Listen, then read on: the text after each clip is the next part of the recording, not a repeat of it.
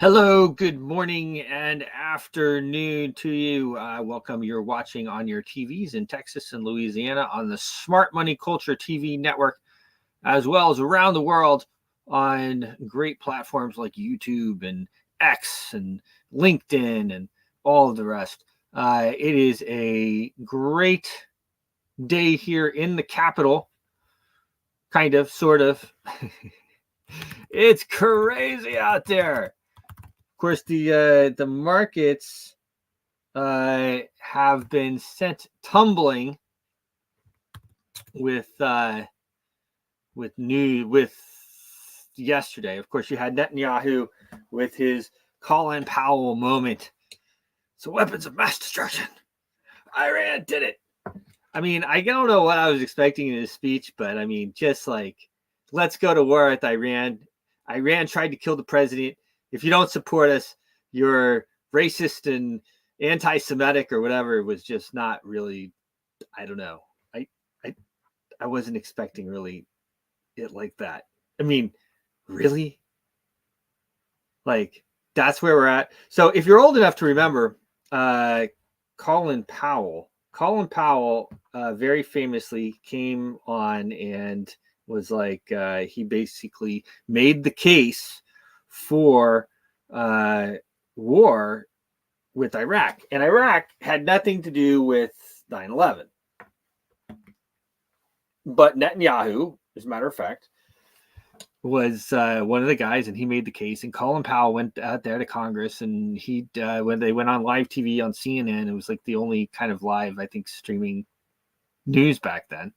I don't know, maybe it wasn't, but that was the main one. And told us that we had to go in, and there were no weapons of mass destruction. And of course, there were no weapons of mass destruction. They were never found. And we went into war with Iraq, and we killed hundreds of thousands of people. And yeah, that was our Colin Powell moment for this generation. Now we know where Iran did it came from. It came from Israel. Israel said Iran did it. So, I mean, just to be really clear with everybody, we have a Jewish boy. Crooks is Jewish. He's on top of a BlackRock-owned building, which is primarily owned by Jewish people. And we have another Austin Private Wealth or whatever is primarily as well Jewish owned and is also owned by BlackRock and everything. And they shorted Trump stock and Rumble and seems to have gotten away with it because the SEC went along with it. And Iran did it. I mean, does anybody really believe that? I don't know. I don't think so. Sent the markets tumbling. Markets tumbled. I mean, it was like as he spoke, everything just kept going down, down, down, down.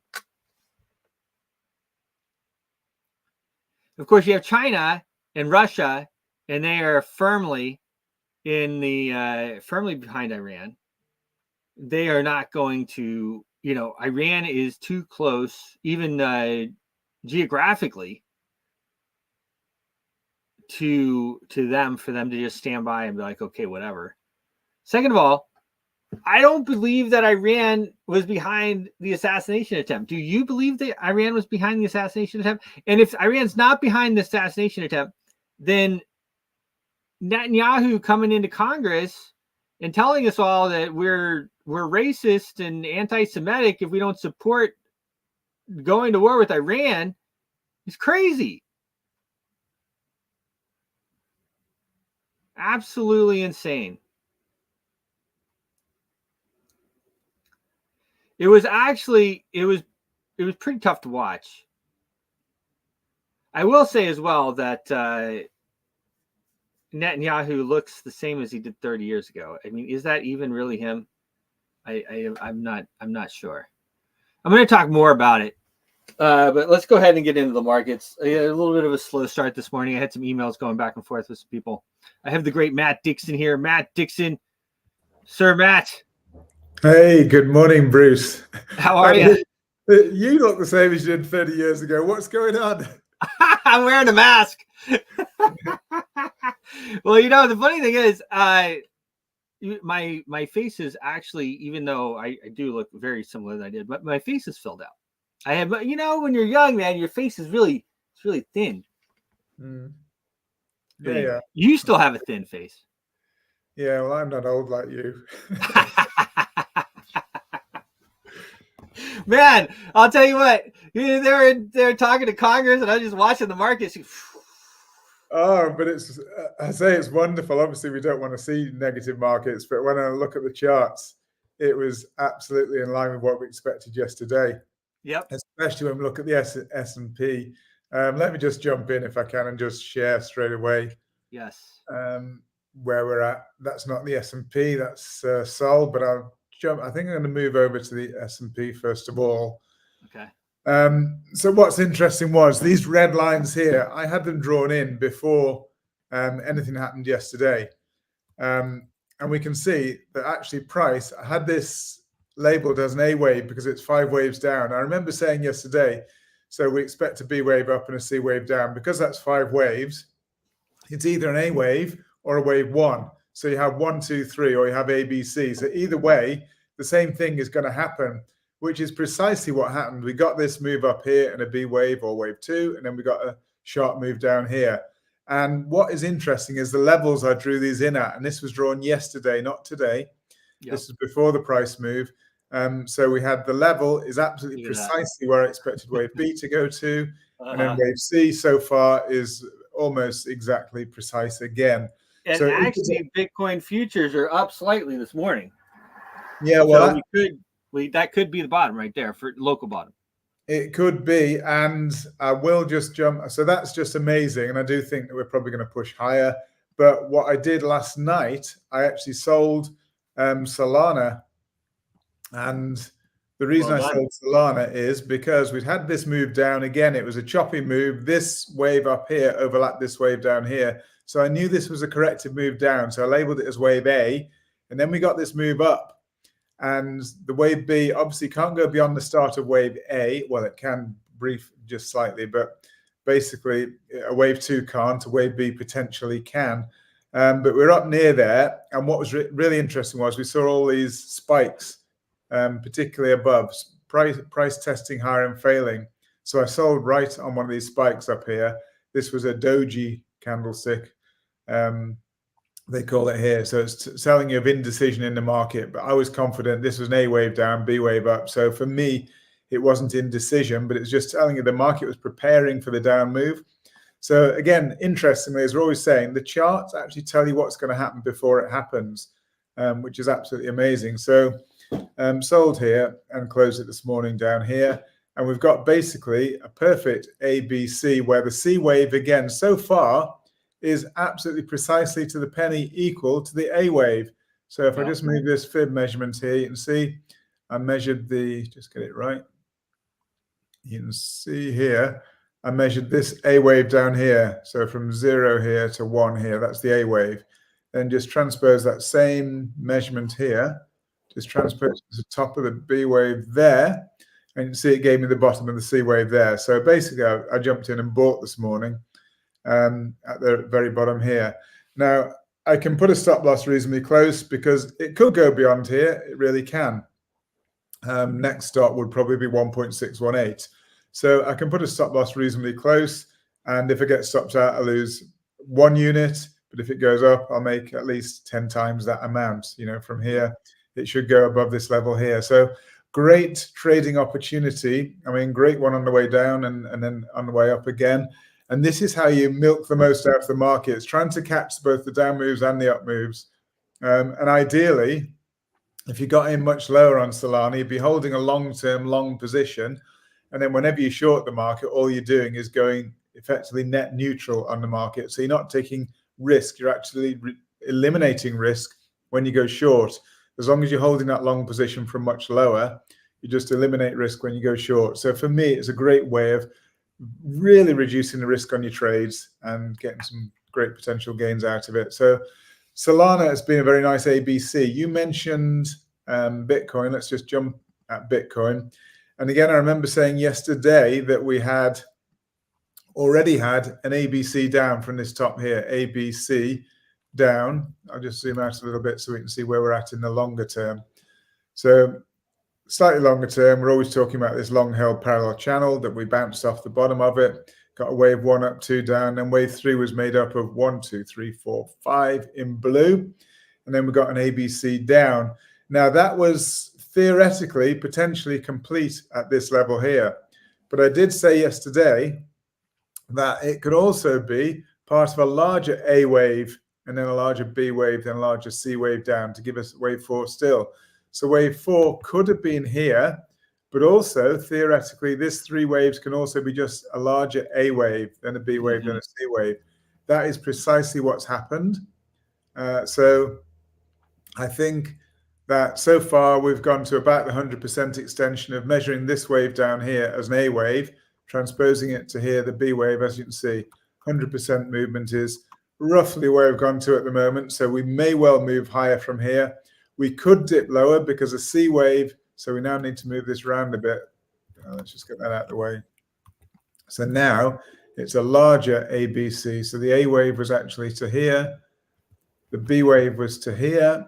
And we're on a C wave. The C wave can go lower, so it can basically be some kind of 335, or it can be a 333, which would be WXY.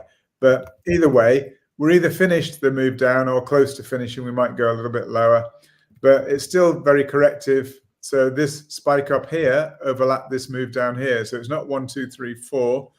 It is definitely ABC, which tells me it's corrective, which tells me the direction of the trend is still to the upside. Hence this arrow that I've got here, telling me we're going to move higher. And I still have firm belief that we're going to, in the not too distant future, breach the previous all-time high of 73,000 and odd on Bitcoin. So it's going really well according to plan, and we're getting great trade opportunities along the way, but you've got to be really on it. So as I say, potentially this was an ABC to here, but it was ABC, but just of a larger A.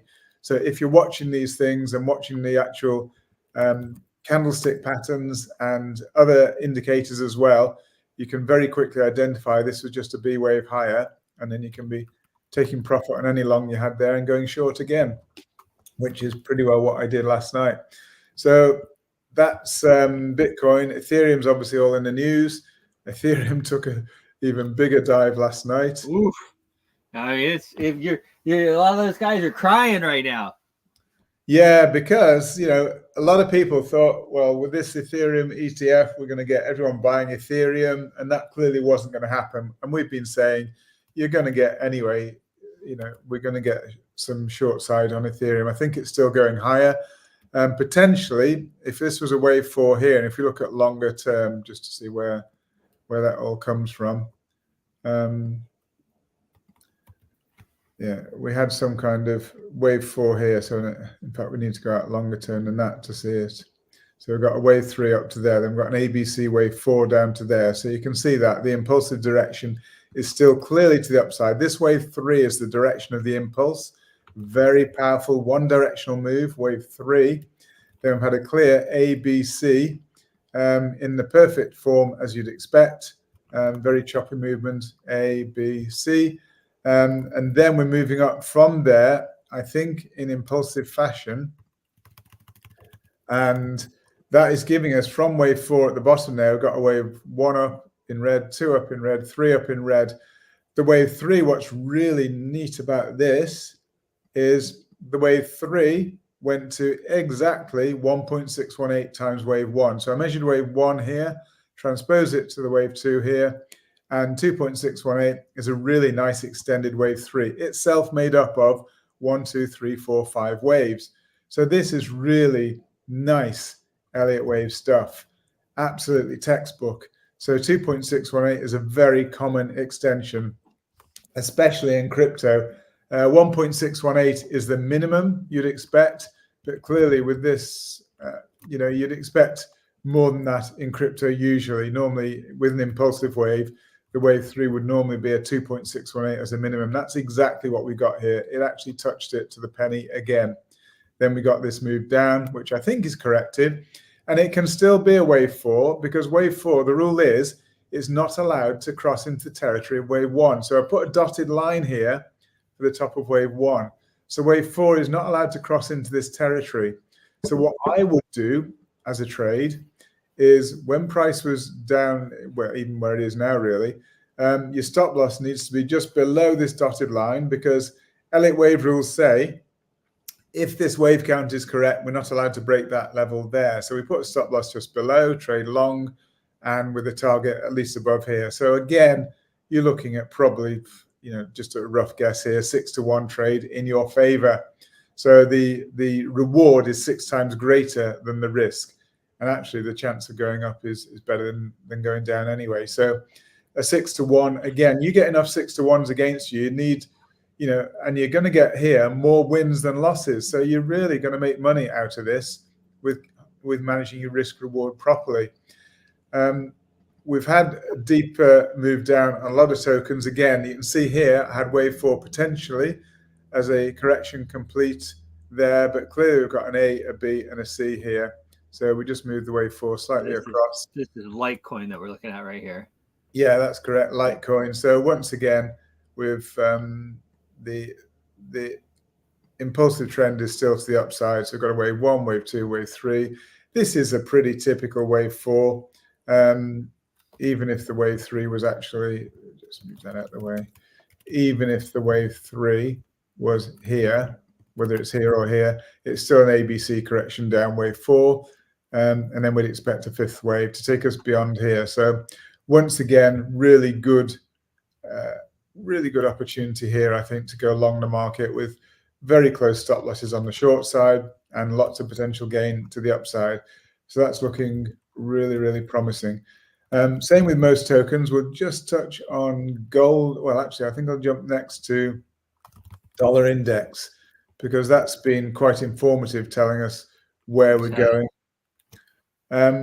We have had this support level here, which has not been broken. And that, again, was a perfect Fibonacci relationship where we measured from the top here. We just measured the magnitude of this wave from the top down to the bottom here. And then we transpose it to the top of the next wave. And it gave us the precise endpoint for dollar index here so far.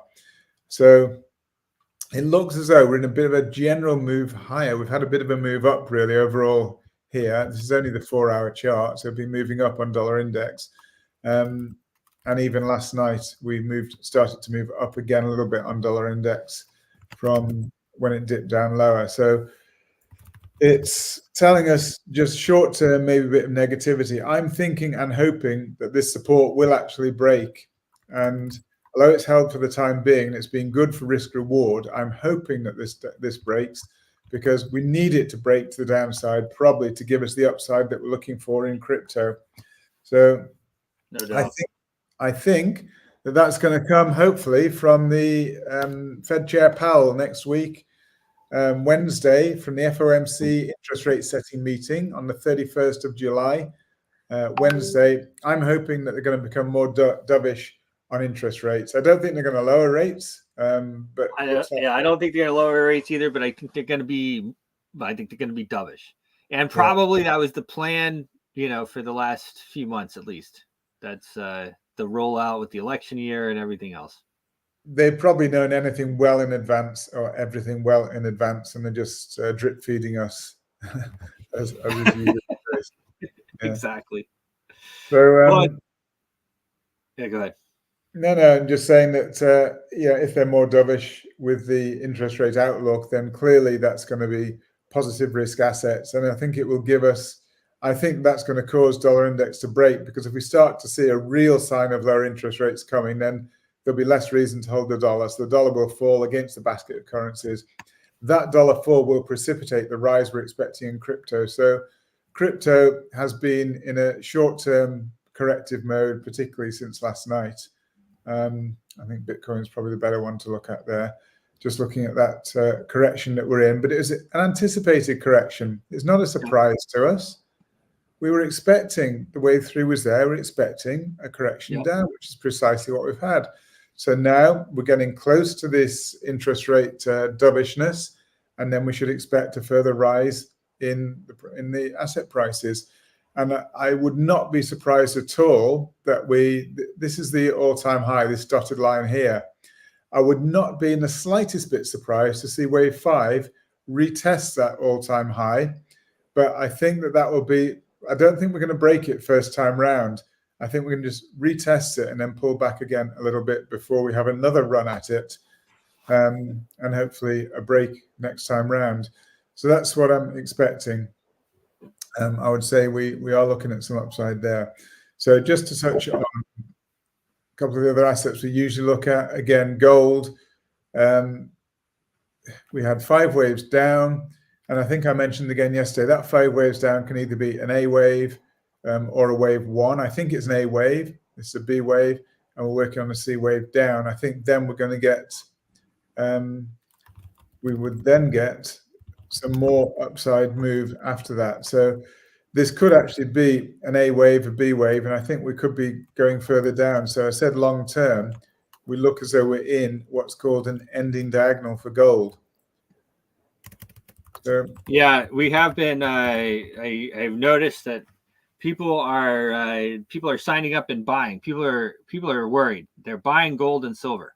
I know at our at cost metals, more and more people are making the move to gold and silver. Yeah, and I think it's great timing. I think it's great that you come out with this initiative for people to get some exposure to these precious metals, because whilst it may be an ending diagonal, it looks as though to complete the ending diagonal, we have another push to go to all-time highs. But that would only be, as I say, a larger wave 3. Yes, we'll get a correction down again, but then we should push once again to new all-time highs again. So I think it's a really good idea to include this as part of any well-diversified portfolio. It's actually good. It's a good feeling to hold gold. And it should more and more become a good feeling to hold digital gold as well, Bitcoin. So these are kind of safe haven assets. It may not act as a safe haven immediately, but I think long term, we are set for more financial troubles in the longer term. And so some of these alternative assets are good. And Markovits, the Nobel Prize winner from many years ago, said that the best portfolio is a well-diversified portfolio holding as many uncorrelated assets as possible, to a maximum of around 17, theoretically. So you need to look for uncorrelated assets, things that don't move in the same direction at the same time. And gold is one of those which is not correlated with many other things. Same with Bitcoin, not necessarily correlated directly with the US dollar, with equities, with bonds, etc. So you want to be holding all of these different asset classes, because it spreads your, they say don't put all your eggs in one basket. That's exactly what you're doing here, not putting all your eggs in one basket. So that diversification is good.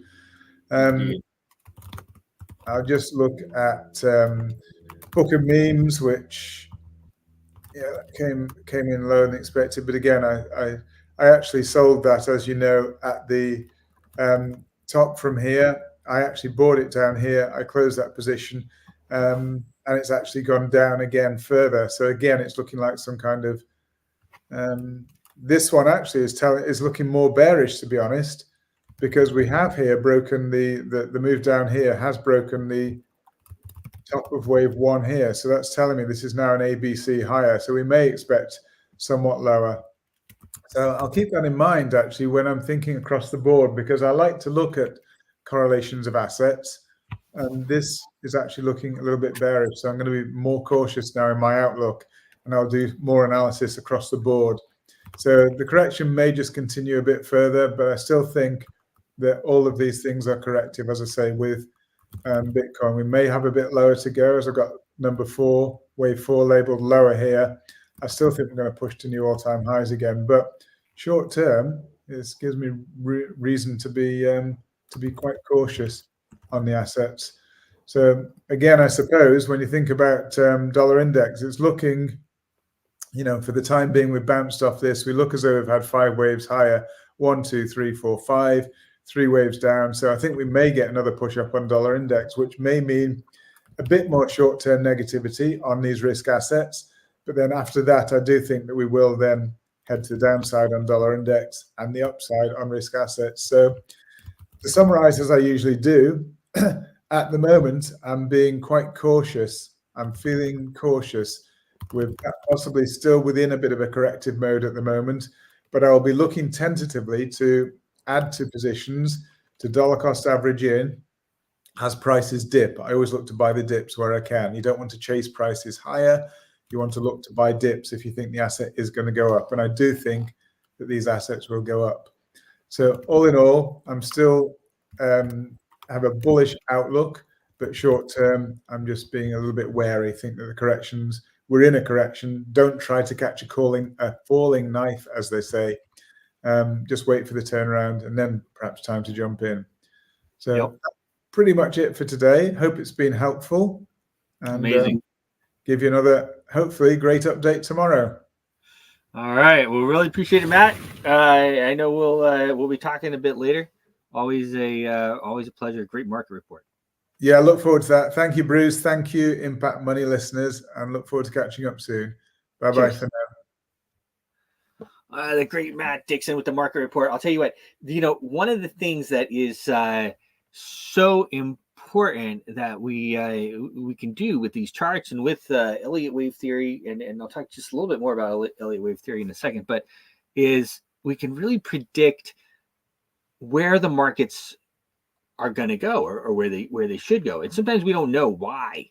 We don't know why. What is the external factor that's going to happen that's going to make the chart do what we think it's going to do? But it is very effective. It's very effective. Elliott wave theory uses these Fibonacci numbers, and these numbers are throughout nature. They're part of, wherever you go in the galaxy, right? Things always make sense. Mathematics makes sense, and these Fibonacci numbers have been found to make sense across these markets and across natural occurring growing things in the world. So it is quite interesting, and that's one of the things that we use, and we talk about it every morning. And we really enjoy doing it. So I wanted to talk to a couple of things here. I have, of course, my friends over at Polka Gold in Dalgo. They launched their meme coin, Dalgo, and it's pretty interesting because as the total market really just drops considerably, I would like to point out that Dalgo, which I am pretty long on Dalgo here, Dalgo is up. Dalgo is up. Now, there's a couple of reasons for that. Of course, now one of them is that they have locked the liquidity in here, and it's pretty interesting because it's one of those things where they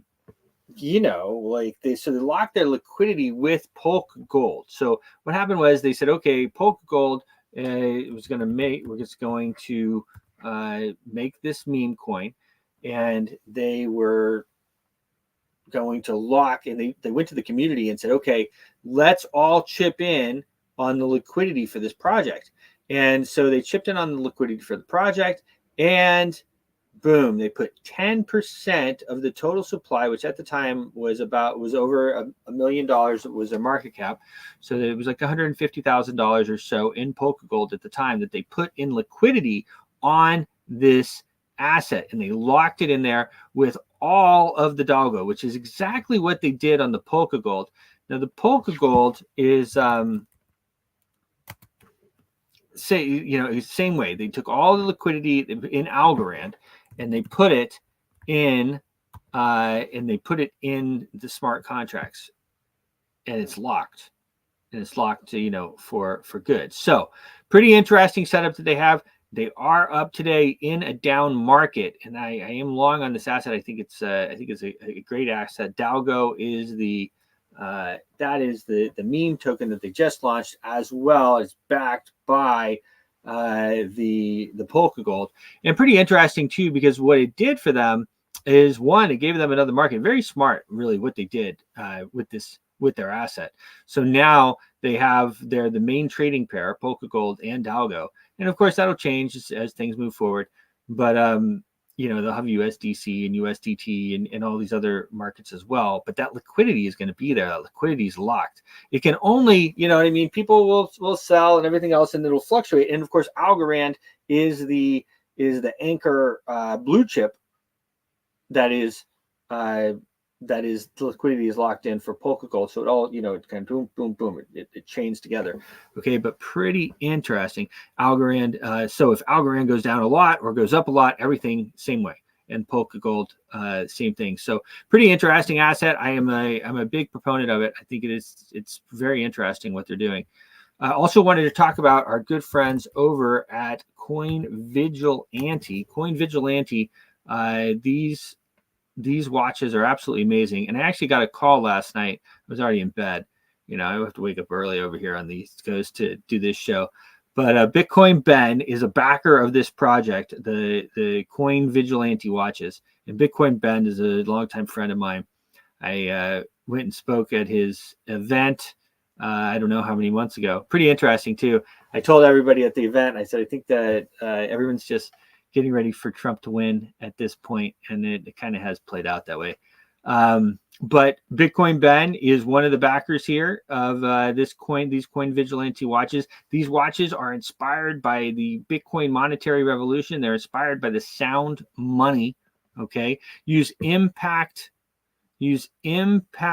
money in order to get yourself a 10% discount on that. Coinvigilante.com. Use code Impact Money. Get yourself a 10% discount on these beautiful American-made timepieces. American-made, okay? And really, really great guy that owns the company. He's all in, and they're doing a really great job. So, yeah, Bitcoin Ben called me. He is one of the backers here. I think he's got his logo. Extremely limited watches. Make sure to use Impact Money to get yourself a 10% discount. I will post the link. Actually, the link is posted on YouTube and all that other stuff that takes you directly there, but you can also enter in Impact Money.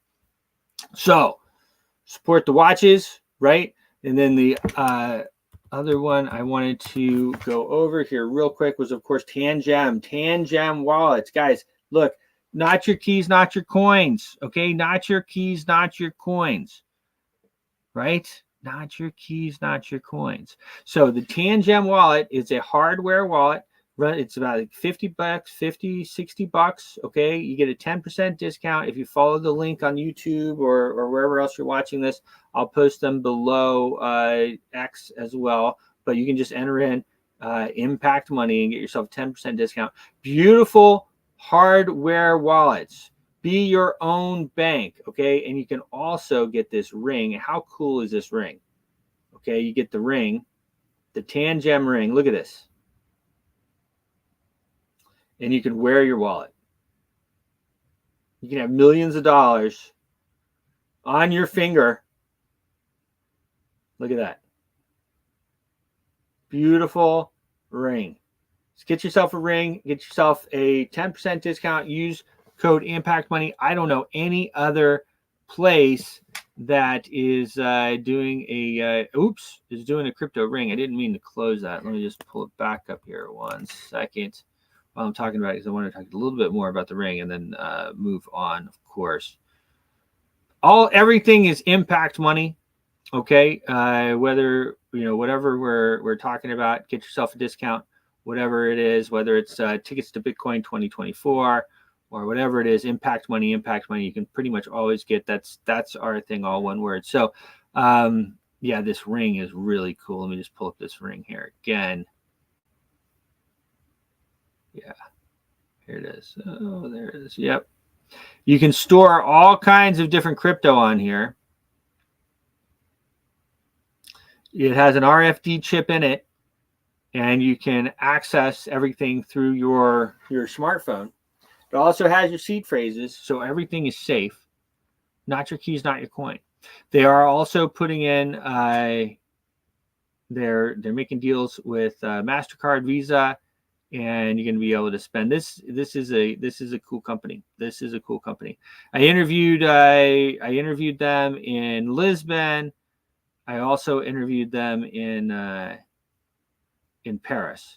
3 unique devices, 1 hardware wallet. So you get the ring, and it comes with 2 of the card.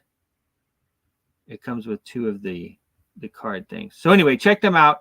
Tangem.com, Tangem. There you go. Quantities are limited. Be the first to order that. And you can see here already, since I followed the link, my 10% off impact money. Okay. Order it today before they sell out. Okay. Back to this stuff that we have going on here. I want to know what you guys think about Netanyahu coming out there and telling everybody that Iran, we had to go after Iran. I mean, was that remarkable to you? I mean, I don't know. So if you're not old enough to remember the Colin Powell, then I guess it's not as obvious to you. But like, first of all, we should not be getting in these wars. I don't think that anybody thinks that anybody with two brains. Well, first of all, we can't trust anything that these people tell us, any of these people. I'm talking our people, their people. And now with CIA and the Mossad, I mean, they're basically sister organizations. I guess it's been like that forever, but now even more. But CIA, FBI, everything's all connected. It's all connected now. They used to be, they would kind of, against each other or whatever. Now it's just all connected. I was kind of floored. I mean, I thought he was going to, I don't know what I thought. I guess I was just going to watch and see what he did. But I mean, to come out there and just tell everybody that weapons of mass destruction. I wanted to show you this.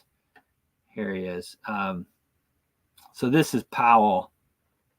Here, let me just pull it up here.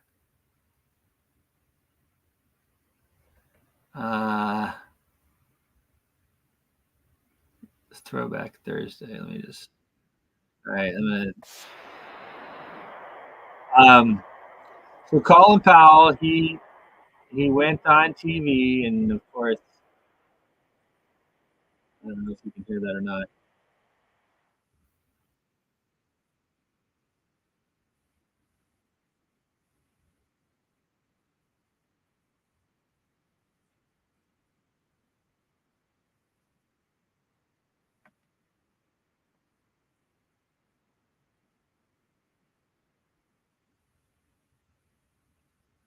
All right, hold on. That's not working. We're live, guys. We're live. I'm trying to get it here to work. Maybe actually it's easier if I just go on X. It might be easier. Colin Powell. Weapons of mass destruction.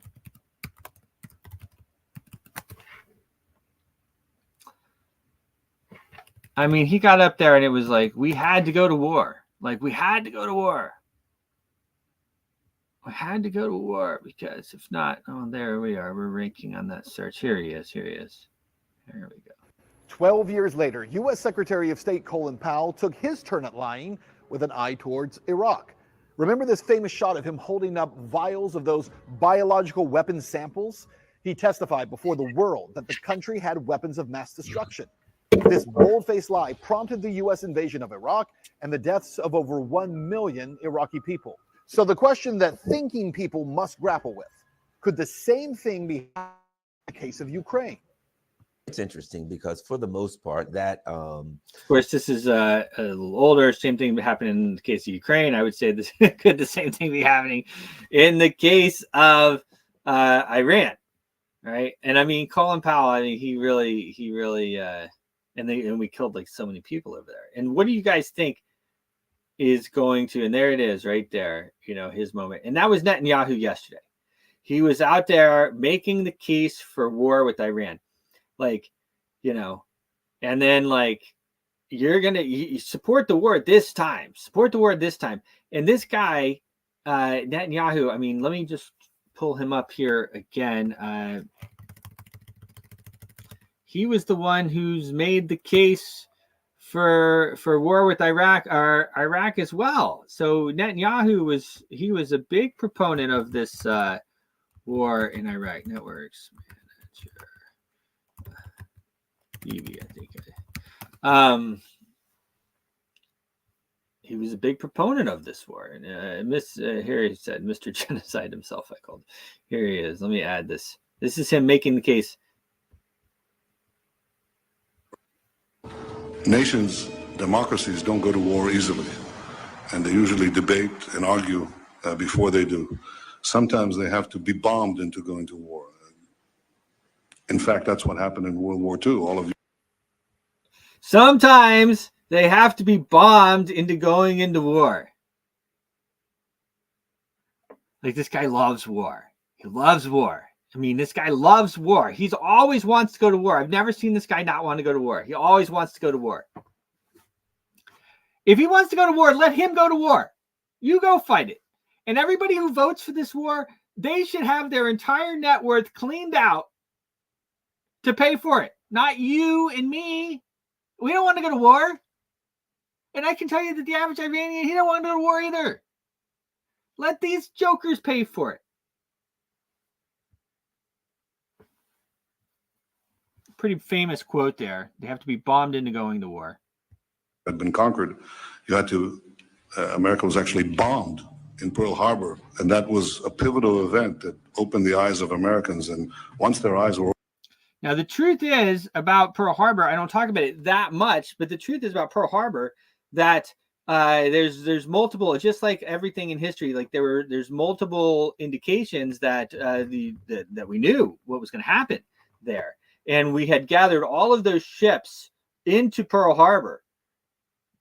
And then we got bombed into it. But I mean, the fact that this entire invading force from Japan was able to come in undetected is pretty far-fetched. Even my grandfather said that, and he was not much of a conspiracy theorist.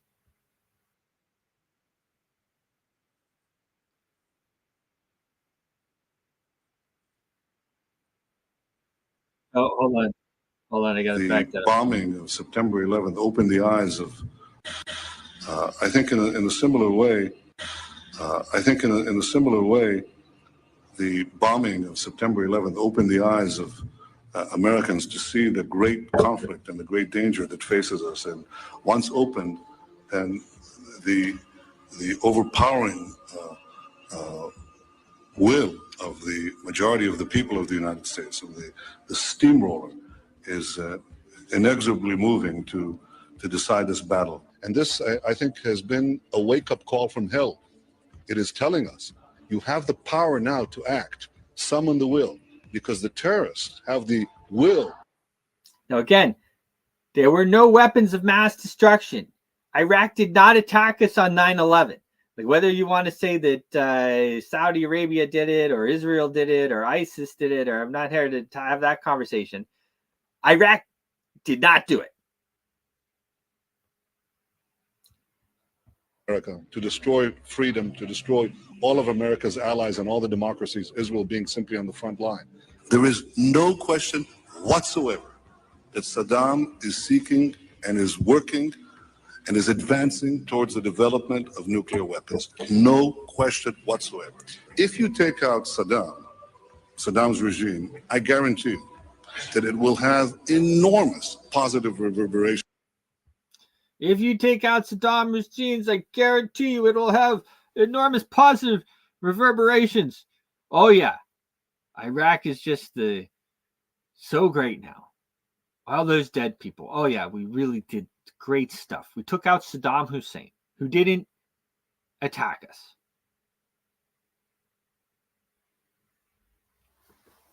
This guy making the case for war. And again, look, I'm going to pull up in a minute. Look at his face now and then. He looks the same age. Is this somebody in a mask too? Is that what we're dealing with here? Benjamin Netanyahu has publicly said the September 11th attacks have been good for Israel. All right, so I'm gonna put this right here. We're gonna look at him here. All right, here he is 30 years ago, and then let me pull him up from yesterday here. Netanyahu.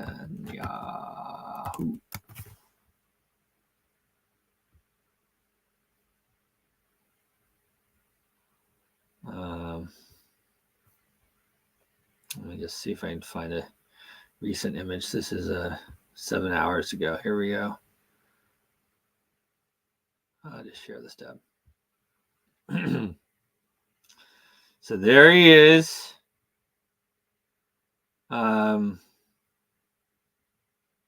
Yesterday.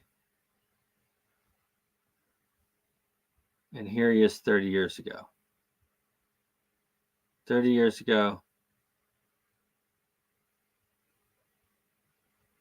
Yesterday.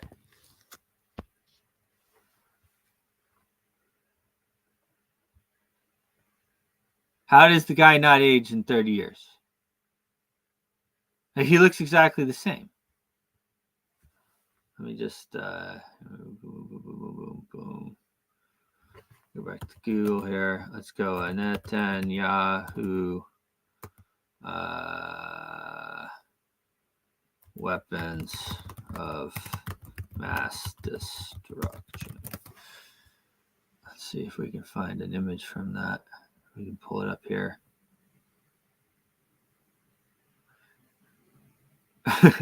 Netanyahu's long history of lying about fake WMD. This is from 2018, but I think that picture.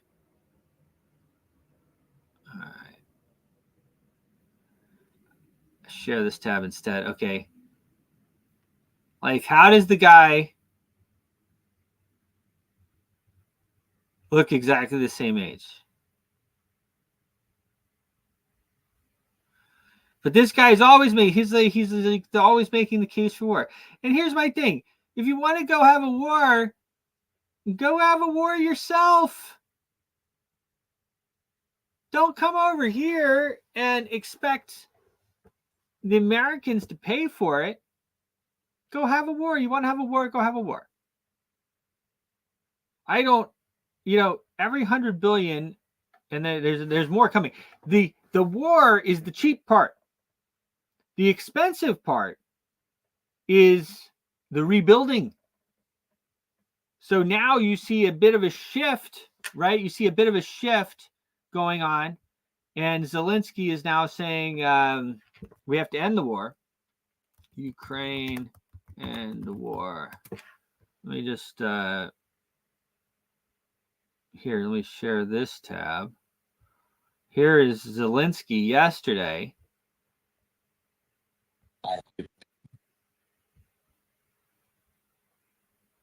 Or day before, earlier this week.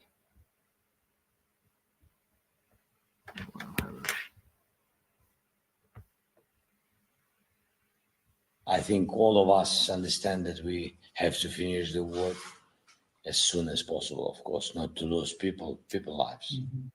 I think all of us end the war as soon as possible, he says, not to lose people's lives. So what's happening here, and nobody's talking about it, I haven't seen anybody else talking about it. So let me tell you exactly what's happening here. They're already planning that Joe Biden is going to be out, Kamala is not going to win, and Trump's going to be in, and so the war needs to be over. So BlackRock and all these other contractors and everything else, they want the rebuilding contracts. So to rebuild Ukraine. So now they've made their money. Obviously, the gravy train there is going to end. And that's another reason why they're focusing on Iran. I know it's a bit of a funny show today, but I mean, sometimes I just got to lay it out. Sometimes I can be flowery about stuff, but sometimes, guys, it just is what it is. Like, I got to just talk to you like it's, like, if nobody's here to tell you, let me be the one to tell you. Okay. The reconstruction will cost 4 times as much as the war. So if we've spent, $200 billion on the war in Ukraine, it's going to be $800 billion to rebuild it. Okay. That's the numbers. That's the numbers. That's the way it works. Okay. The rebuilding is what's expensive. The war is cheap, all in all. So Joe says, okay, fine. They need to make sure that they have these rebuilding contracts in place. And this is what's going on. And I get it. I am jaded. I am. I've been in Washington for a long time. I know exactly how this deal works. I may not know it as good as some guys. All right, I'm not there. This guy, he's there, right? He's there. Maybe one day I'll be there. I'll get enough armor on me to take the many poisonous needles that will be shot at me if to run for office. But right now, this is how I do it. But I know how this deal works. So Biden says, okay, he's stepping out of the race. He should step out of completely, right? The White House. I mean, like, but he hands off. Here you go, power to Blinken and Yellen, right? And the big move there is that the billions and billions and hundreds of billions of dollars in reconstruction contracts. And that's what it's all about. And they don't care how many people they had to kill. They don't care. They don't care. Doesn't matter. So they killed over 500,000 people, probably 1 million people over there. Beautiful Russian and Ukrainian people, many people. And now they really wanted to keep the war going. But, if the U.S. pulls the plug, stop the funding, stop the war. So if the U.S. pulls the funding of that war, it's over. It's over. What do they need to do? They need to make sure that they have those rebuilding contracts. They want to make sure they have those rebuilding contracts. And so now, movement's all been made. And I even said this, like I said, at Bitcoin Ben's event a long time ago. I said, I think that they're really just getting ready to make sure that Trump doesn't have control. That he doesn't have as much control to change things. So he hands off Biden's, he's stepping down. He hands off the stuff, specifically even Ukraine stuff, okay, to Janet Yellen, and to Antony Blinken. And they are going to now, over the next few months, make sure that the money is there and is ready to be stolen from you and me, legislative, whatever, to rebuild Ukraine. We are already paying for the entire Ukrainian government. It's insane. It's absolutely crazy. You should be on the streets like those guys in Washington right now protesting. It's unbelievable. It is unbelievable what's going on.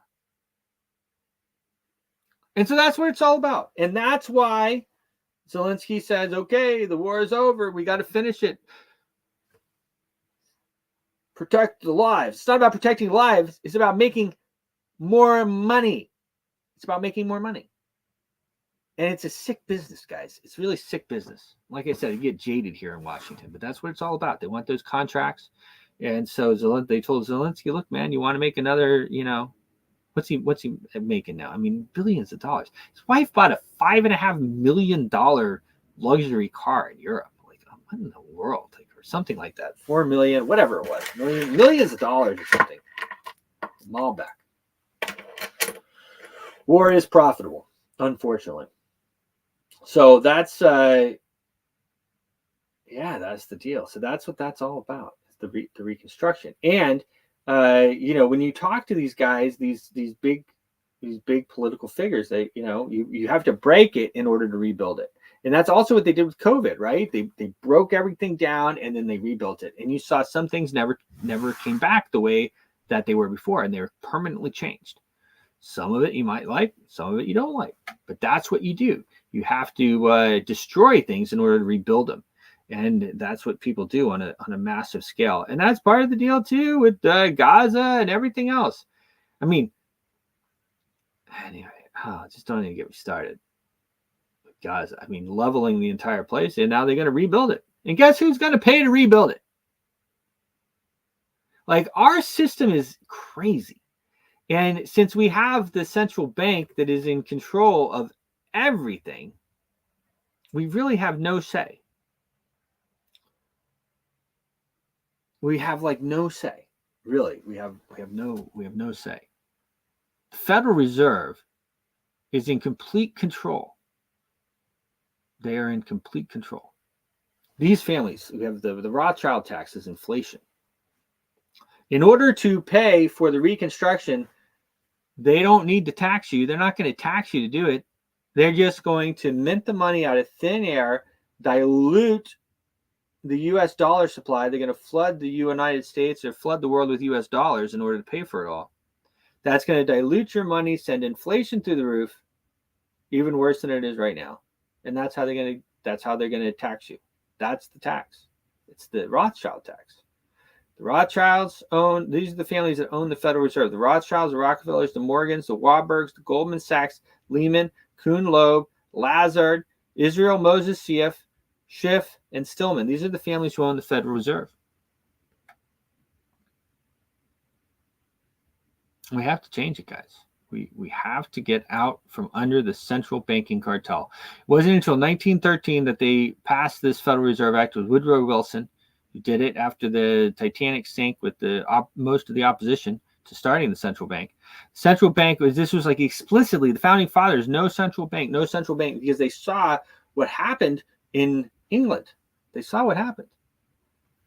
They didn't want a central bank. No central bank.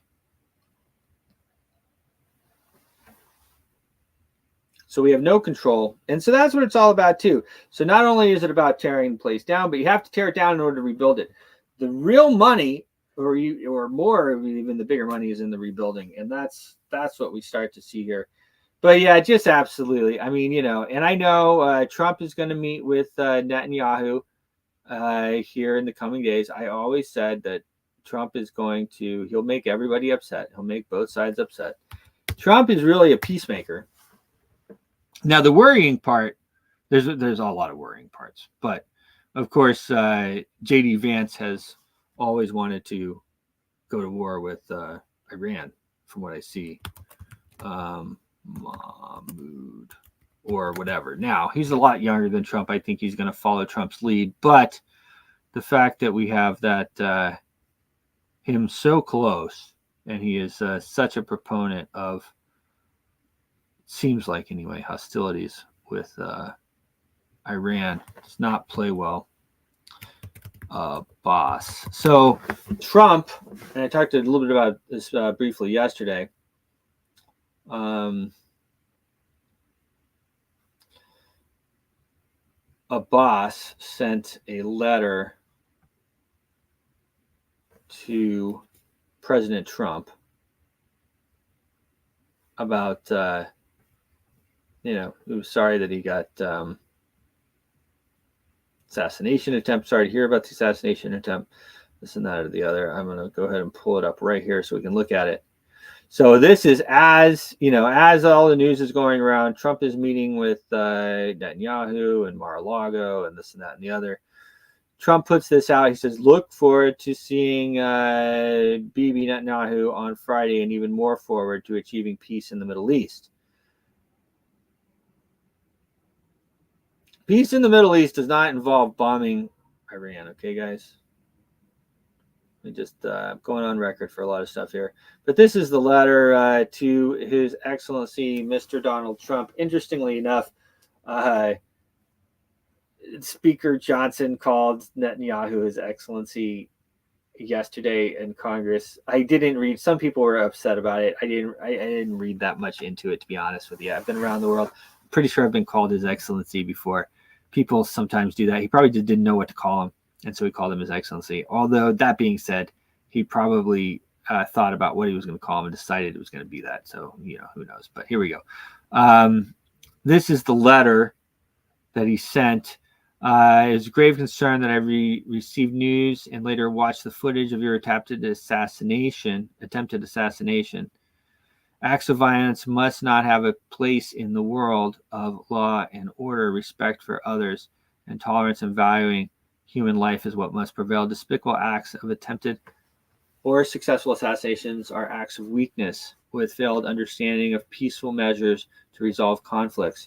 Differences must be resolved through communications with freedom of expression. Our thoughts are also with the families of those who lost their lives and were injured. Wishing you strength and safety. Respectfully, Mahmoud Abbas. Trump replied on there. He wrote, "Mahmoud's so nice. Thank you. Everything will be good."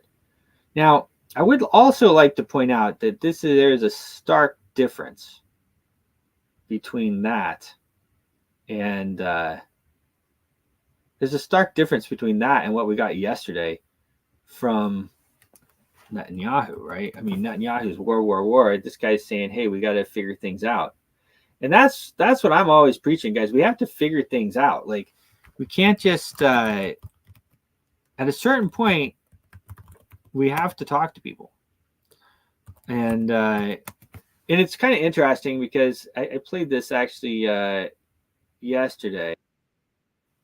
I'll play it again. This is someone put this together, obviously, but this is what Trump said about Netanyahu, and doesn't mean they're not going to work together. Okay, I'm going to play this video in a second.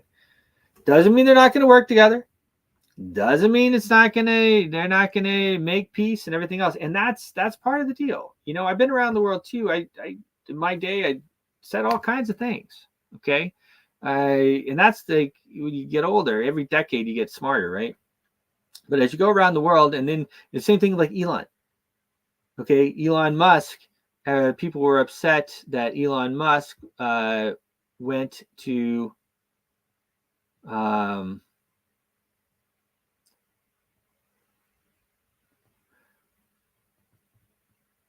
sorry, I was just reading a comment. Some people were upset that he went, but it was kind of one of those things, look, guys, he got invited to go to Congress to watch the speech. What do? You go, right?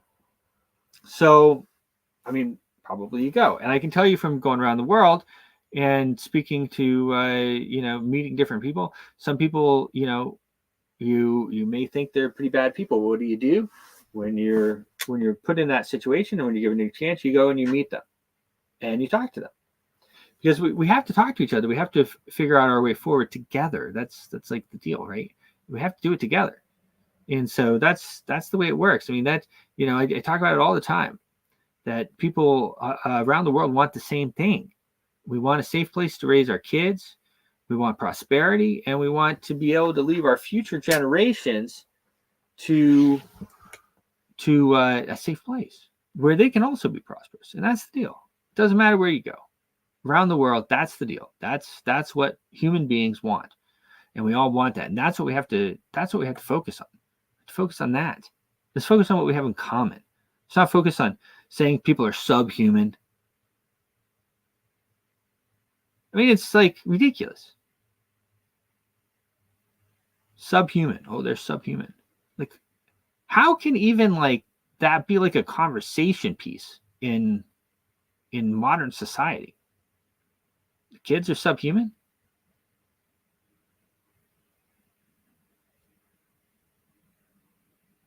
I believe that everybody deserves a future. Everybody deserves a shot at life. There's nobody better than anybody else.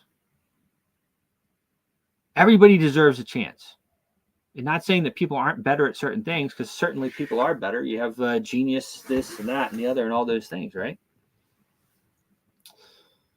This is what Trump had to say after meeting with the BB, and not saying that he's not going to work with them and everything else. Of course he is. Of course he is.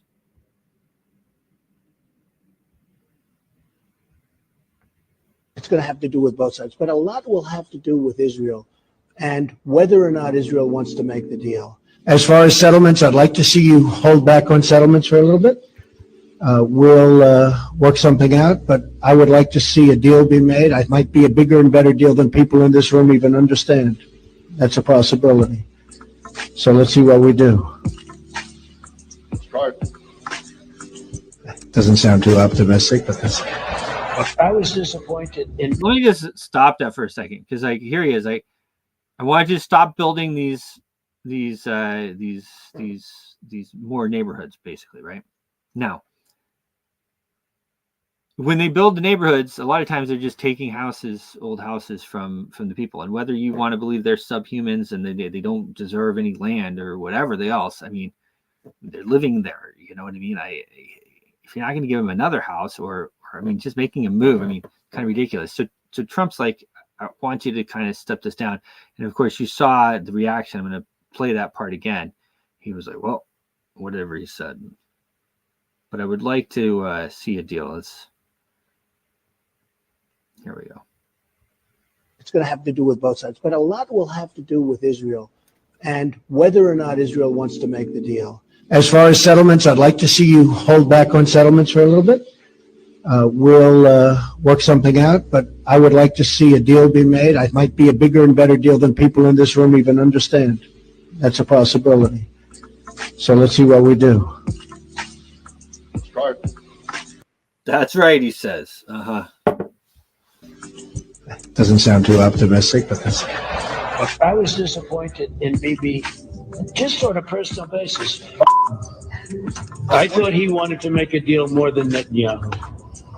And I will be honest, I had a great meeting with him, Abbas. Right? I had a great meeting with him, and we spent a lot of time together, talked about many things. And it was almost like a father. I mean, he was so nice. Couldn't have been nicer. And after meeting with Bibi for 3 minutes, I looked at him and said, "You don't want to make a deal, do you?" And he said, "Well, and the fact is, I don't think Bibi ever wanted to make a deal." I don't think Bibi ever wanted to make a deal.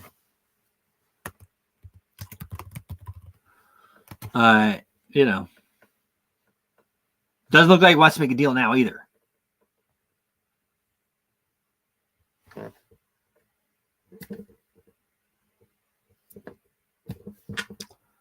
I don't think that if these people want to go to war, they can go to war.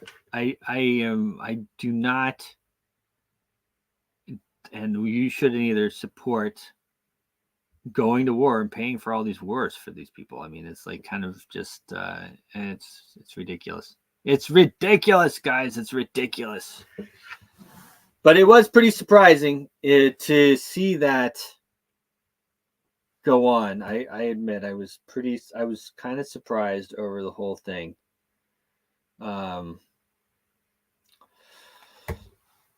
Kind of surprised over the whole thing. I want to talk real quick about ore, and then I'm going to talk a little bit more about what's going on here in Washington, these protests that you're seeing, because it is pretty interesting, right? So dog ore flour. This is actually our favorite meme coin on the on dog ore. Let's see here. Our favorite meme coin on the TON network. TON is really just exploding. Am I sharing my tab here? Dog ore flour. This has the potential to be the Doge, the doggy coin, or the dog with hat of TON. So TON, of course, is an exploding ecosystem. You can see just, meme after meme here. I killed myself. Dog or flower, fun meme, great community.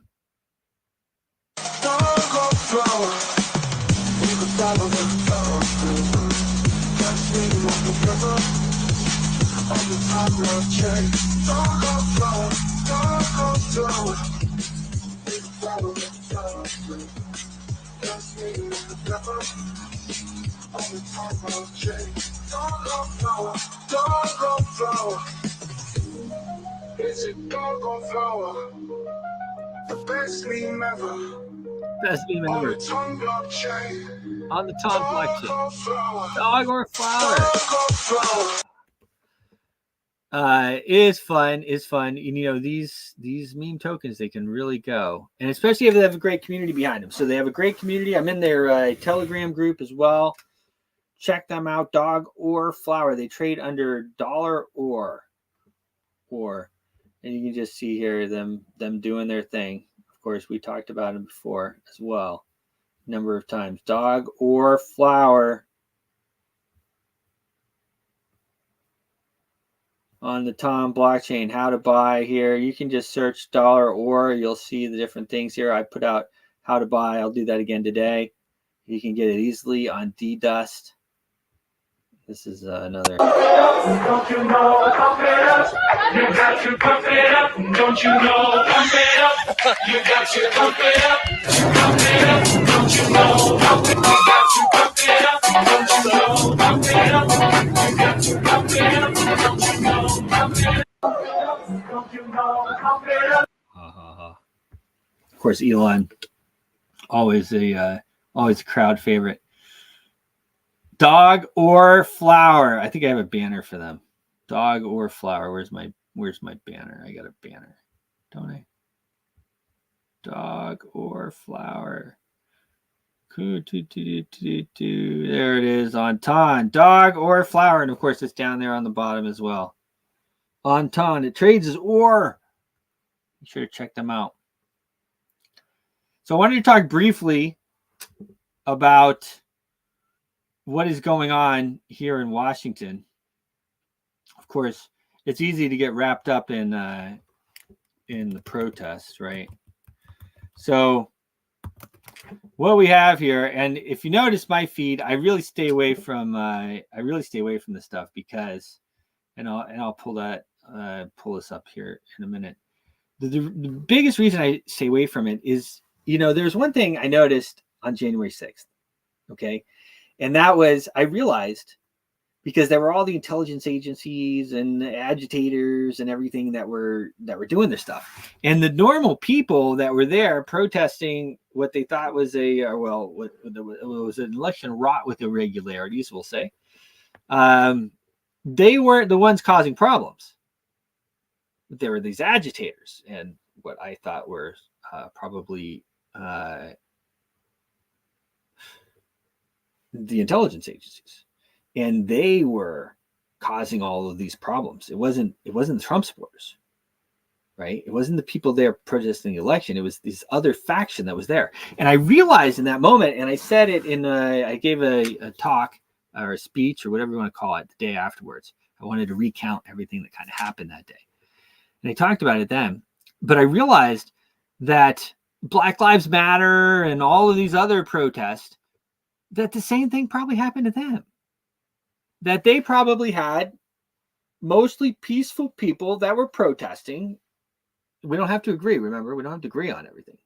So they're protesting what they feel like is their whatever they're protesting. And then this faction or this group comes in and they burn the place down and they break into buildings and they cause destruction and they set limousines on fire and they do all these things. But that isn't the normal people there protesting. And that's where, of course, experience comes in, right? Because it took that happening in order for me to realize that, well, probably that's the same thing that's happening to the other side. Both sides are getting infiltrated and then they're getting taken advantage of. So yesterday, of course, we have a lot of people that were bussed into Washington, D.C., as is the normal case. And we have, both sides are protesting. And it's like so kind of funny. You have the Jews against the war, and they're in the Capitol. That kind of starts off the day. So you have protest in Capitol. So first off, we kind of start off the day with the Jews that are protesting inside the Capitol. Now, you can see here, this is Jews say whatever there. This is a Jewish deal. Now, the word goes out all over, even on accounts that I have a lot of respect for and everything else. President Capital, let's see, I guess Jews, I don't know. And they say, look, anti-Semites are in the Capitol. But these are actually Jewish people that are protesting the Capitol. You say stop them, right? You say stop harming Israel. But of course, I mean, top accounts, like people, like I said, that I have a lot of respect for. I don't know if they just didn't know or what. But the anti-Semites are protesting in the Capitol. Oh my gosh. It's like the Jews are anti-Semites, you know. It's weird. It's weird. It's weird. We live in weird times, guys. We live in weird times. So that's going on. So that kind of kicks off the day. Everybody gets upset.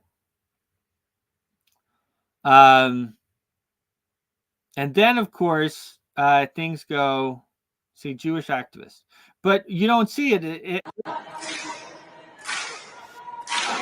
Millions and millions of views. Anti-Semites protest.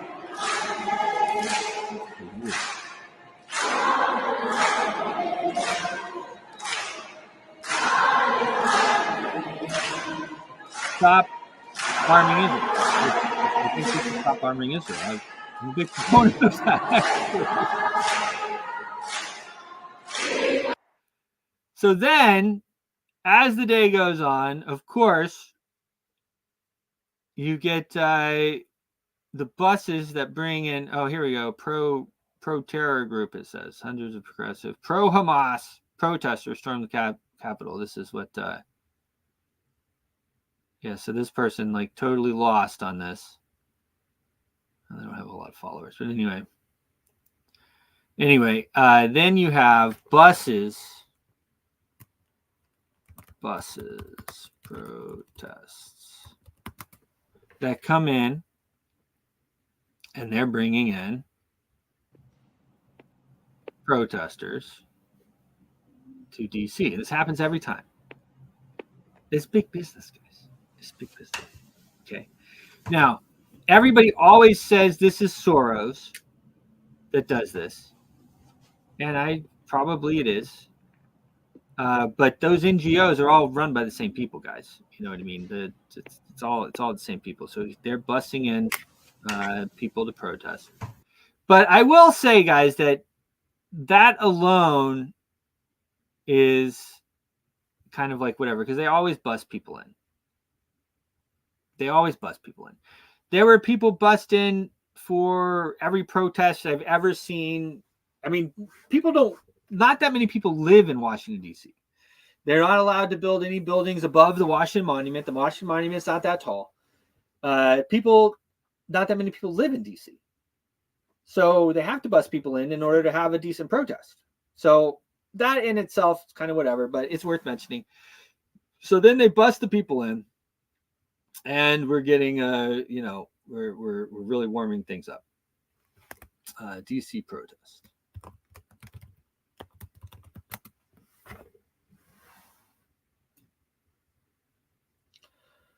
So then you have all of this going on. Who's this guy? John. He follows me. I guess I'll follow him back. I follow people back. We can be friends.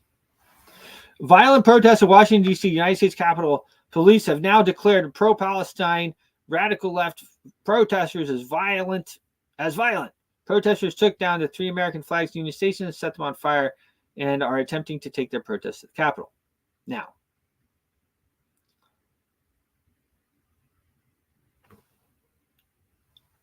the pro-Palestinian protesters are now infiltrated, just like I was talking about a few minutes ago.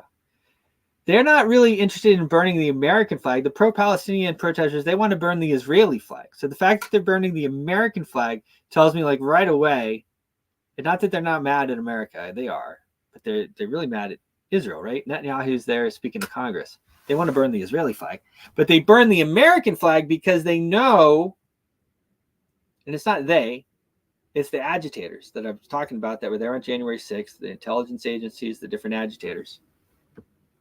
No one will tell you this. I don't know anybody else that'll tell you this, but this is the way it works. Okay. So the agitators burn the American flag. That creates an emotional response. We have to do something about this. How could they desecrate our flag? When in reality, almost like 90-something% positive, it's not really the protesters. It's the agitators. You have millions of protesters, hundreds of thousands of protesters, and then you have the agitators, and everything is focused in on the agitators, who are more than likely paid people working for the intelligence agencies or whoever else. So they burn the American flag.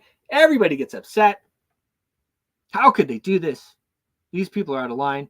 They mark up the monuments, which is, again, offensive. They mark up all the monuments.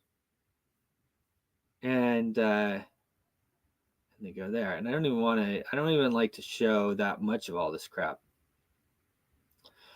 So then you have the other side.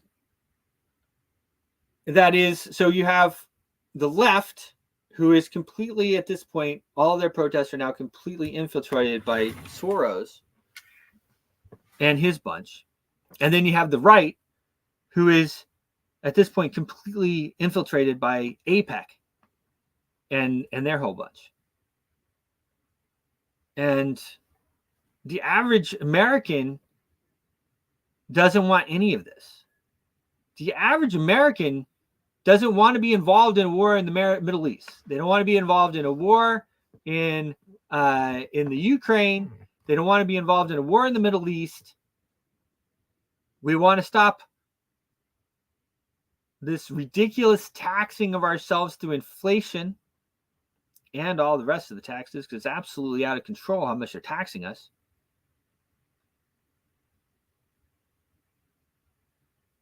They just want to live in peace.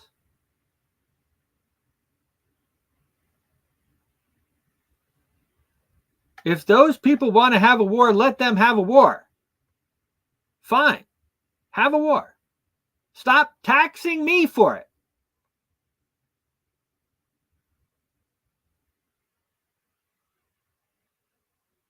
And I'll tell you what, guys, as I mentioned a little bit earlier,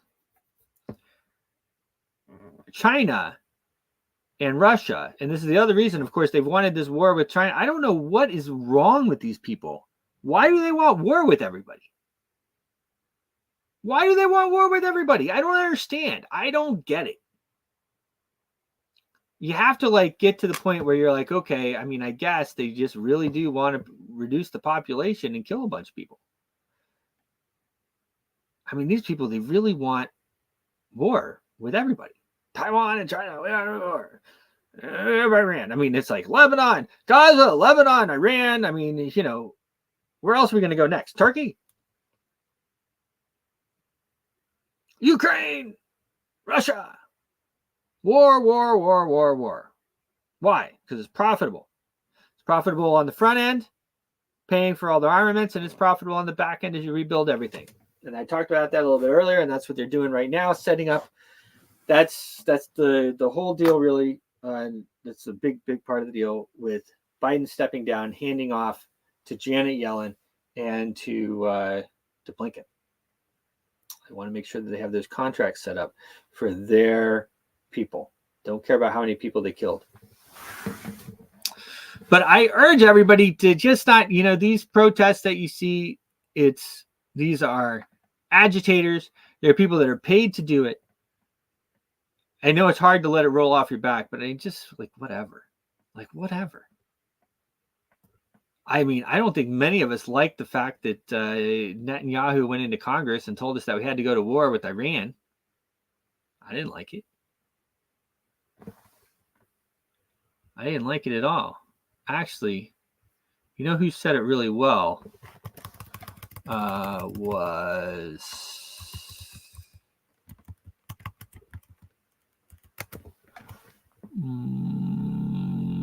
let me just pull it up here. You know who said it really well? Who is this girl here? What's her name? Oh, Hold on, I'll find it here. Just give me 1 second. She really kind of laid it out very well.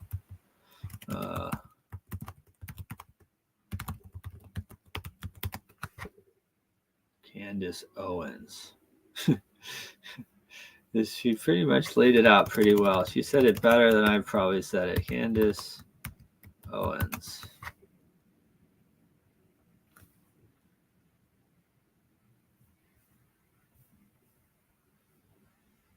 Let's see here. She's come out with some really good ones. I don't know if you guys saw her video about Eminem. That was pretty funny. Let me see here.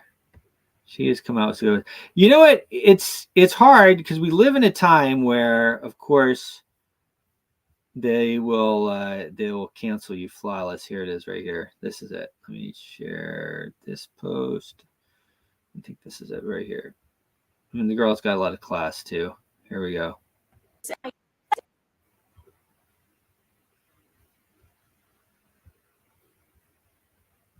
And a new reason to rally around the war because, oh my gosh, how could you not want war this time? Don't you 9/11? How could you not want war this time? What weapons of mass destruction? War this time?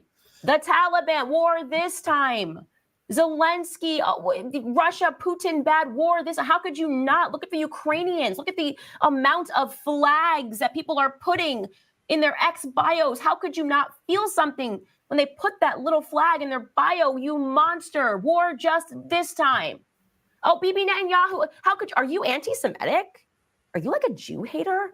How could you not want October 7th this time? That's all we get. That is all the American people get all the time. We're such monsters. How could you not? Look, he traveled all this way. War this time. Like I said, everybody's feckless. So they just get in line. They do what they want because they're fearful. Maybe they got blackmail on some weird pornography website captured. And now they're scared, and so they just vote according to how they're told to vote. We know that there are blackmail rings in D.C., so there's a little bit of that going on. Then there's just people who love the money that's just pouring into their coffers from AIPAC, every other lobby group, Big Pharma. Get the vaccine. It really works. Now, what really works is the fact that you're able to spend the money that you're getting to tell people to get the vaccine. I'm sick of it. I'm just so sick of it. I'm bored. Beyond anything else, I'm bored of the lies being told to the American people. And of course, it's very obvious, like I said, they want to go to war. And that is why Bibi Netanyahu made sure to remind us when he took the stage that Iran almost killed Trump. Oh yeah, he knows that. Apparently he must be in on these meetings, these briefings. And if you want proof that it was Iran who was behind that assassination attempt on Trump, well, I will tell you guys, just trust the science. They said it, that Iran sent them a message, and we're not going to see the message or what it said, or they intercepted a message, whatever it was. Maybe Iran just sent them a post and said, hey, we're going to kill Trump in Butler, Pennsylvania. Trust the science. And of course, Iran came out and said, none of this is true. Are the American people awake yet to the fact that they just make stuff up as they go along? Yeah, I am actually awake to the fact that they're just making stuff up as they go along. How convenient, by the way. How lucky is Netanyahu? He wanted to go to war with Iran, and then at the exact same time, Iran tried to assassinate Donald Trump on live television. So now I guess we have to go to war with Iran. Are you smarter than a fifth grader? Should Bibi Netanyahu buy a lottery ticket? Oh, I'm sorry. I shouldn't be saying that because I guess I'm just supposed to like be pro-Israel because I don't know, AIPAC or something, or they're not funding me. If maybe for the right dollar, I'll just say all the stuff that the right says and the same stuff that the left says. And it's all so sickening. You should be sickened, and you should be especially sickened that their excuse for all of this is just to call you names. You're a terrorist sympathizer, a Putin sympathizer, a Putin puppet, an anti-Semite.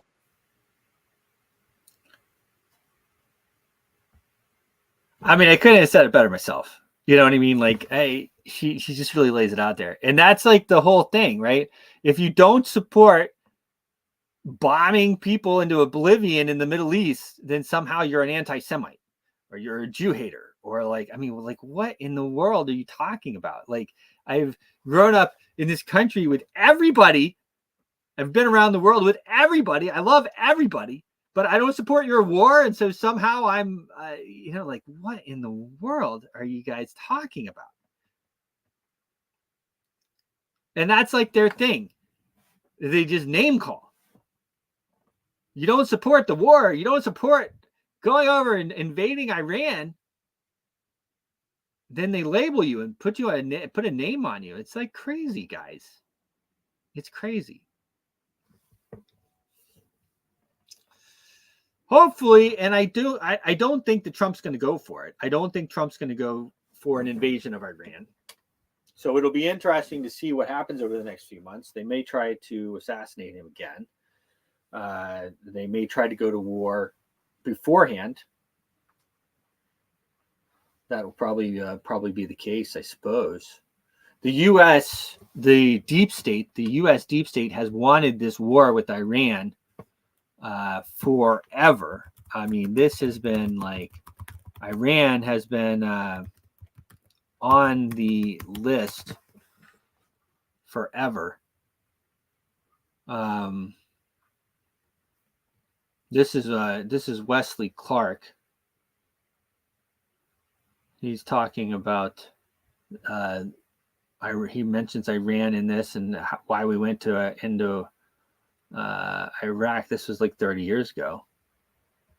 To worry about Iraq, not Iran.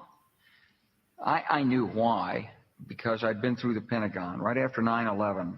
About 10 days after 9/11, I went through the Pentagon and I saw Secretary Rumsfeld and Deputy Secretary Wolfowitz. I went downstairs just to say hello to some of the people on the Joint Staff who used to work for me. And one of the generals called me and he said, "Sir, you got to come in. You got to come in and talk to me a second." I said, "Well, you're too busy." He said, No. He says, "We've made the decision. We're going to war with Iraq." This was on or about the 20th of September. I said, "We're going to war with Iraq. Why?" He said, "I don't know." He said, "I guess they don't know what else to do." So I said, "Well, did they find some information connecting Saddam to Al-Qaeda?" He said, No. He says, "There's nothing new that way. They just made the decision to go to war with Iraq."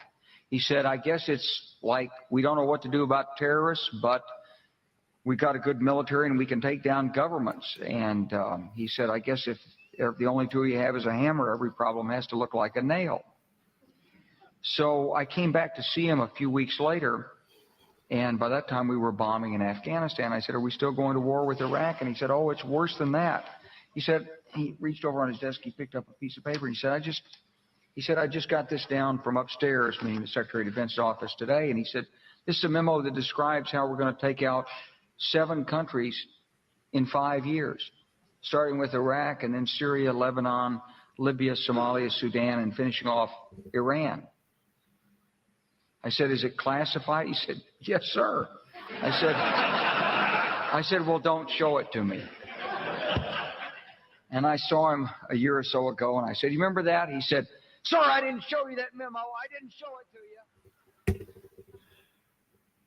you." They've been after it for quite a while. That's what they want to do. And actually, the way we got the Ayatollah there was we destabilized the government that they had. I'm going to play a clip. I'm going to play a video. This is, I mentioned it earlier. This is a video I did on January 7th. And the reason I'm going to play it is because I talked about the agitators. And I talked about how the Black Lives Matter protests and these protests that you see in DC, these protests that are happening in DC right now are designed, and it's doing a good job. Although I will say that I am impressed with the amount of people who are stepping back from the rhetoric like me and are to realize it. We're really starting to make a difference. People are starting to understand what's going on. And it's from shows like this, and hats off to Smart Money Culture TV Network and the other platforms that we run the show on for in X and everything else for letting us do it, because it is it's things like this where we can reach people, where we can really reach people, and it makes a difference. It makes a difference. So I recorded this on January 7th. January 7th. It was just after the January 6th protest. January 7th, 2021. And I talked about the agitators and how the intelligence agencies had infiltrated everything, and they were the ones who were the agitators. They were the ones who had made a mess. And what you see on your TV is the same thing. Because remember, we all want the same things. The normal people. We want prosperity. We want a safe place to raise our family. We want a family. And we want a safe place to raise our family and for our future generations. All around the world, that's what we want. Okay? That's what we want. And so when you have a guy gets in Congress and he's talking about going to war with Iran, which means Russia and China too. Okay? Everybody should understand that. We're talking like these guys have been pushing for world war. They've been trying to get us into this world war. And they're still trying. Anyway, I talked about it. I'm going to play it here. This is January 7th, 2020, right after the January 6th events. You can see the Capitol even behind me here.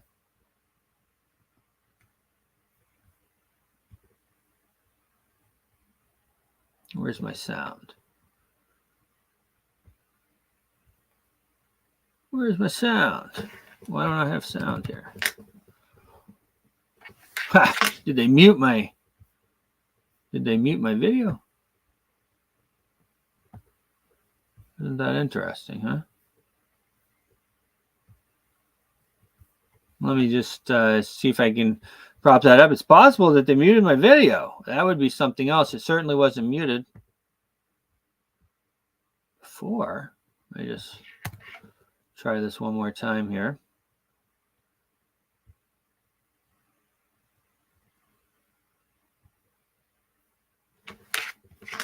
Interesting.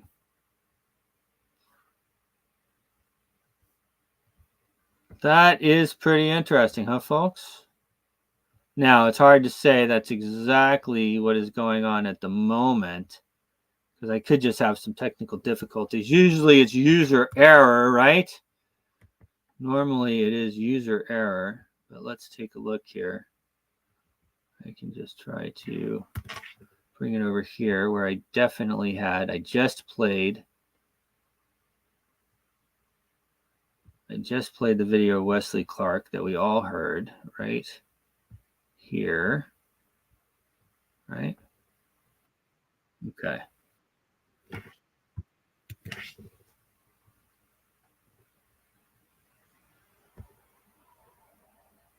No sound.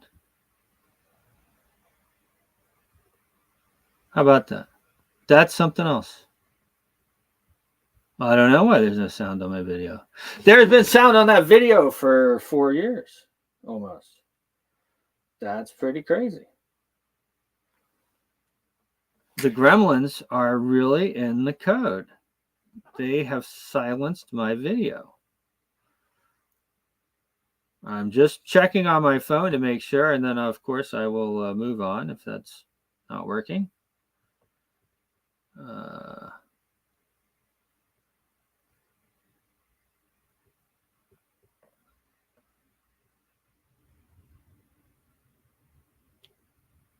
Silent.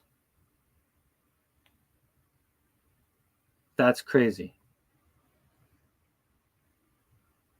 They silenced my video. Silent on my phone too. Well, I'll dig into that a little bit. Anyway, that's really something else. That they silenced my video, huh? How about that? Anyway, all right. Well, I guess that is what it is. I'll try one other way here as we move forward. I'm going to ask X Premium what happened to the sound on my video. That's pretty remarkable that my sound is gone. The gremlins are really in the code here, huh? So it was, we all saw Elon, of course, going into the Capitol. I know that was upsetting for a lot of people. But as I said, that is not really surprising. And when you have a chance, when you have a chance to go to something like a speech in Congress, normally you go, right? That's what you do. You go. All right, I'm going to try this one other way here. Let me see if that's pretty remarkable.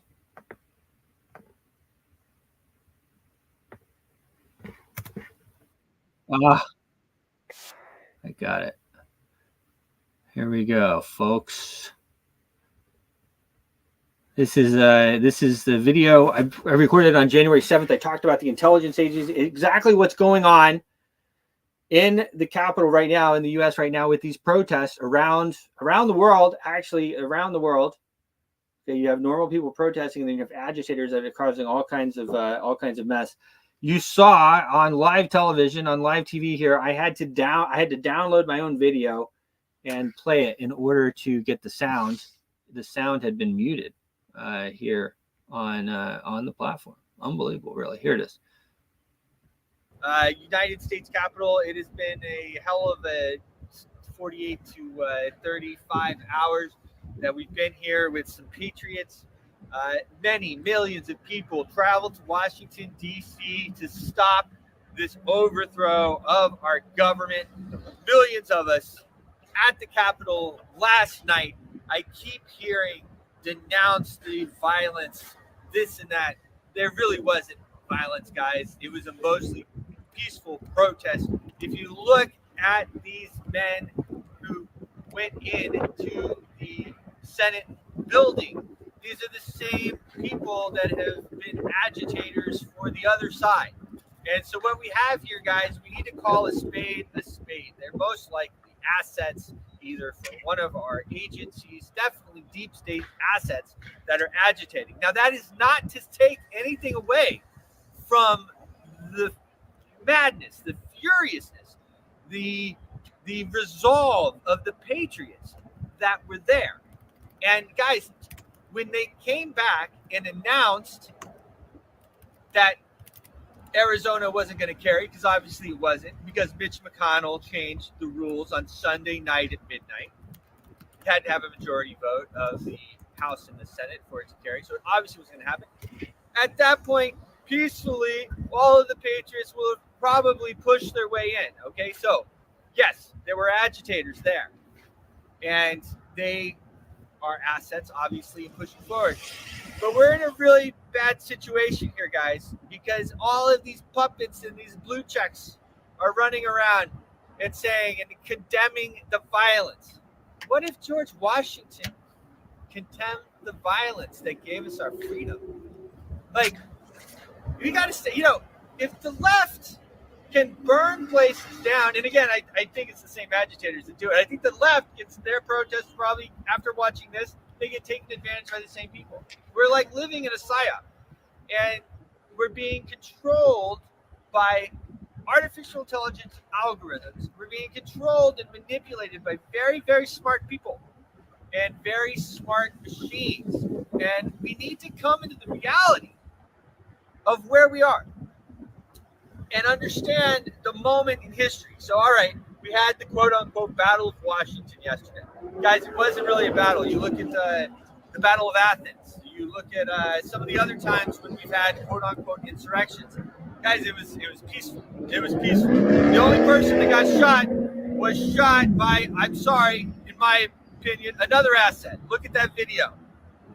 Capitol Police, everybody there at the Capitol, trying to, of course, stop the agitators from coming in, and they were agitators for the most part.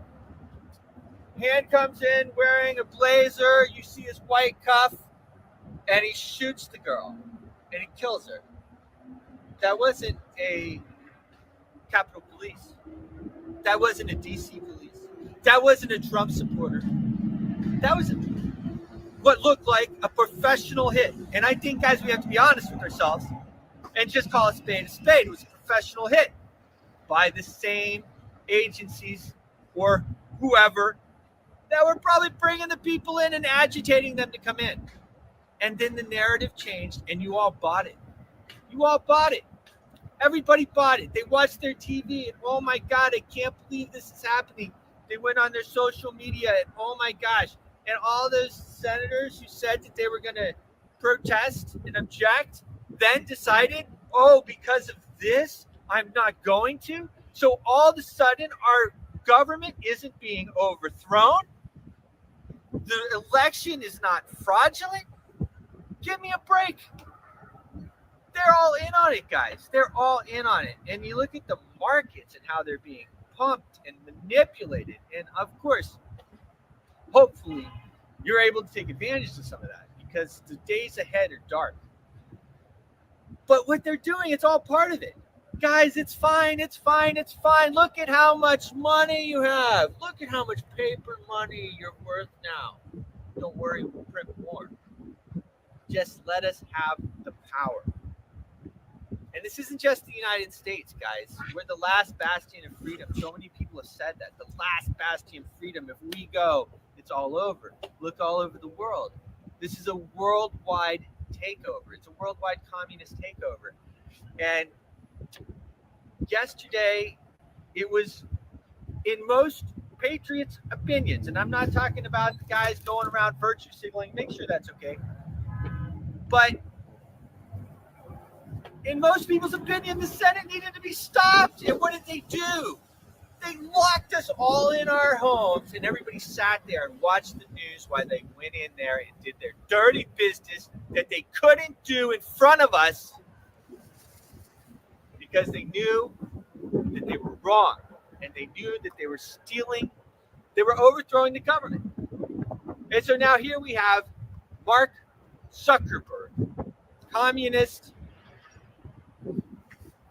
part of the, guys, he's part of it, okay? And we got a big problem. Stuff we can't even talk about. So I'll stand here and I'll talk to you about some stuff, and I won't talk about other stuff. The most important stuff. You know why? Because you really can't handle it. You can't handle it. And I don't know what's going to put us over that point to where you can handle it.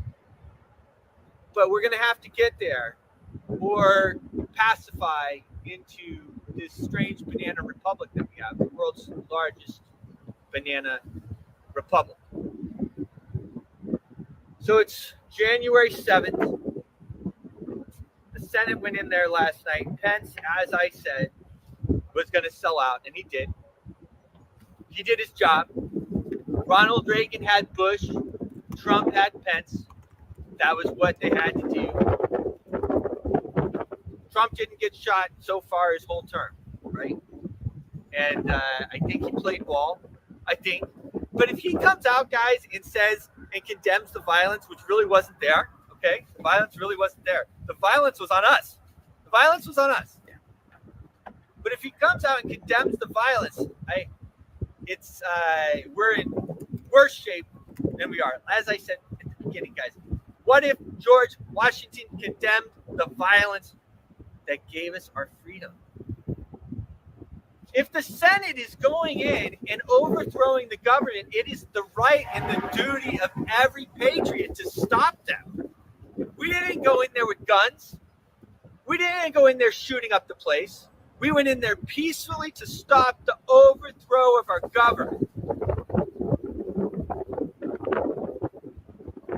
And here we are, we're one day later, and I know a lot of people are buying in and they're watching. Most of you guys are buying in and they're watching this. And, oh my God, it wasn't peaceful. Oh my God, when it was peaceful. But guys, there's a time Grandpa used to tell me. World War II in a Korean vet, shot 3 times, right? Dropped him to the head. Sometimes you have to kill them before they kill you. Now, I'm not advocating violence. I'm not saying to go and kill people, okay? But I'm just telling you, the guys who saved the country before have some wisdom for us today. Freedom is not free. It's our moment, and we did our job yesterday. We did our job. Don't let anybody tell you different. Oh, this and oh, that, and oh, the violence. Guys, we were patriots out there. Of course, the same agitators, went and did their deal. But what a hokey deal. What a hokey deal. I mean, you saw those guys with the horns and everything else. Have you ever sat down with one of those guys and had a beer? I mean, give me a break, guys. Give me a break, okay? So that's it. I'm signing off. But it's not over, guys. And, you know, I hope that Trump does what he needs to do over the next week or 2 weeks, today, tomorrow. But if he doesn't, as a blockchain community, as patriots, we need to always go for the truth. We always have to protect the truth. The blockchain represents truth. We have an immutable blockchain that says this happened, and we all agree on it, right? We all agree on it. And it's interesting, the people that it's brought together. But as a community, we can never accept this, and we always have to push for freedom, in whatever form that takes. And yes, we want to be as peaceful as possible. I just tweeted at JFK, a revolution is coming. It's peaceful if you're lucky, but the revolution is inevitable. It's here. A revolution is coming. It is peaceful if you're lucky. The revolution is here. JFK, before they assassinated him.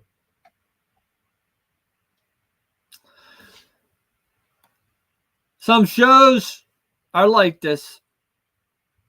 I think that everybody needs to, you know, you got to be careful out there. Okay, you got to be careful out there. You got to call a spade a spade. You need to stand up for what is right. We have very, very important moments right now. Very important moments. And you need to stand up for what's right. Obviously, we need to get Trump in there. It's crazy times. It is absolutely crazy times. And take everything with a grain of salt. When some foreigner comes to Congress and tells us we need to go to war with somebody, take that with a grain of salt. When you see protests going on and people burning the flag and painting and stuff, take that with a grain of salt. Understand that as you are reactive, people in power are not reactive. They are doing things to invoke reaction. They are doing things to invoke reaction from you. I am signing off. God bless, my friends. I'll be back on soon. Cheers. Your voice is powerful. When combined with social engagement, it's a force for change. Decentralized media paired with free speech is the catalyst for an empowered world and a unified, invaluable ecosystem. Join Global Boost, become a champion of free speech, and help to reshape the future of media.